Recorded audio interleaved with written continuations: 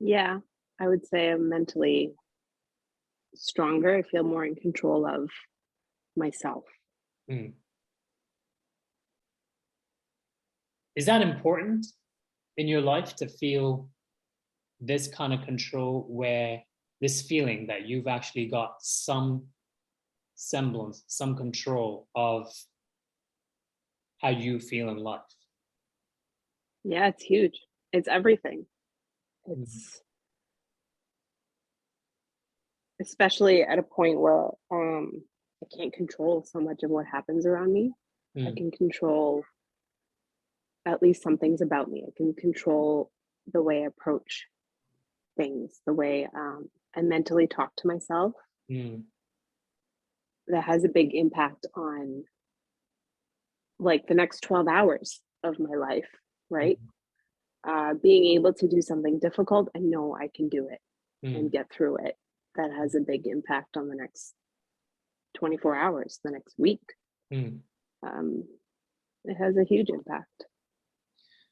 You said something interesting, the way you do your self-talk now that you've been working out and on this program. But let me ask you a harder question. How was your self-talk prior to starting this journey?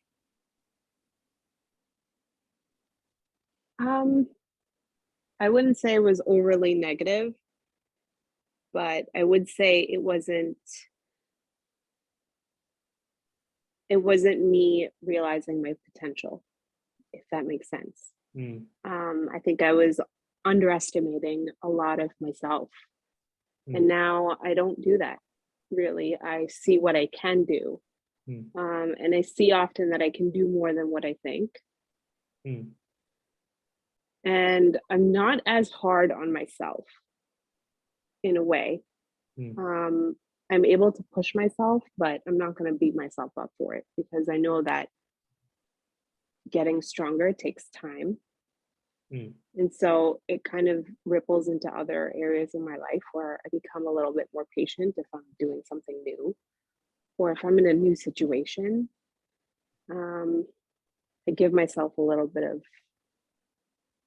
grace, you know? Mm. Are you okay knowing that there are things in your life that you can control? One being your attitude, two being on how you respond to external challenges, whether from work or your family life or personal life. Um, just by using fitness and mindset as a tool, but still know that there are always things that you can't control. Are you okay with that? I'm okay with that. Yeah, so that's a huge portion of people that I coach, and somebody else I was checking in with has a hard time now, which is on the same program, the 12-week fit, confident, and happy strength training mindset, is that she was telling me that she has still a problem with identifying what's a controllable and what's not a controllable, and I'm going to use that um, book, or what's a negotiable, what's a non-negotiable. It's okay if I don't give a crap about this. It's okay if I give a crap about. There's a line that you draw where you come to a point at some point in your life where you realize that I'm okay with not controlling what I can't control. But Yeah, I'm I not have. okay, but I'm not okay with not controlling what's within my power, like my body, my attitude, my health, my ability to override my own excuses, my own bullshit, and get on the floor and do this and do that. Like I'm not okay with that.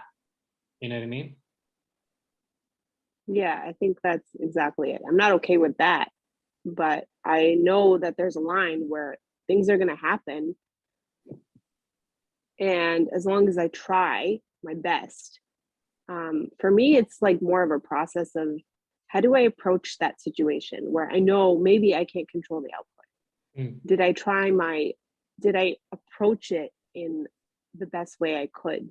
Did I react the best way that I could? Yeah. A lot of, I think, us live in that space where we just we're reactionary. Mm, Things is going to happen and you just live in your reactions. mm, Or you maybe just don't approach a situation because you think it's so difficult and you don't know how to handle it. But for me, there's a line. Like, as long as I know where, if I'm doing something, did I try my best? Did I do my best? Could I have reacted better? mm. Um, I ask myself that question first, and then I worry about what everybody else thinks later. Mm. And that's a place where I've always struggled to get there, but with controlling my own fitness, my own body, I know I have control over that. And I know I'm mentally capable of pushing myself further than what I thought. And Yeah. so that has an effect on other areas of my life. Well, I'm going to tell you something and touch on that. That is something that we're all going to have to go through. And that is when you get to a point of emotional maturity, whether it's using fitness and strength training and mindset coaching to get that, because that acts as a vehicle. All I'm doing as a coach is giving you a vehicle. But I can share with you, as long as I accept the fact, I personally, even after 21 years of coaching experience, I can tell you that when there are times I'm not okay with the mistakes I've made in my life, I go back on the journal and I ask myself, what did I learn from it? And am I willing to forgive myself to make that mistake? And forgiving myself has been one of the hardest things I've had to overcome. And not only has that made me a better coach, a better personal trainer, a better speaker, but it's also made me a better man and a better human being. So here's the thing. Have you learned to accept that you're going to make mistakes? And have you learned to forgive yourself, but then write down on the pen and paper the mistakes you've made? And then have you actually apologized to the people that you've wronged? And have you and if you haven't wronged anyone, have you forgiven yourself, or have you let go of your bygones? Too many fitness coaches and trainers not talk about the emotional toxins that we carry on ourselves. And I'm not saying that it's their job to talk about it. I'm saying it's inevitable that when you advance and you mature from a young personal trainer to then a coach, then to a like a mindset coach or someone that actually gets real and gets down, there will be a point where you will have to forgive yourself. There will be a point where you're going to have to be kind and you know, let it go, but not let it go as in push it under the rug, but let it go as in like, I'm okay, I screwed up, and I'm okay that I made mistakes, and I've apologized, I've said my sorries, but at the same time, I'm not anymore okay with pushing it under the rug and not having the emotional fortitude to face my own lack thereof, whatever that lack thereof. I think that is strength, and I'll tell you why I love strength training so much after doing so many sports.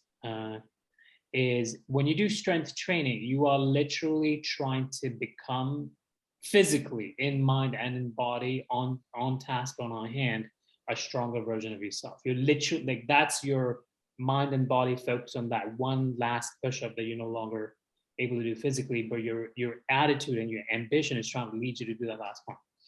So it's important that you focus on that.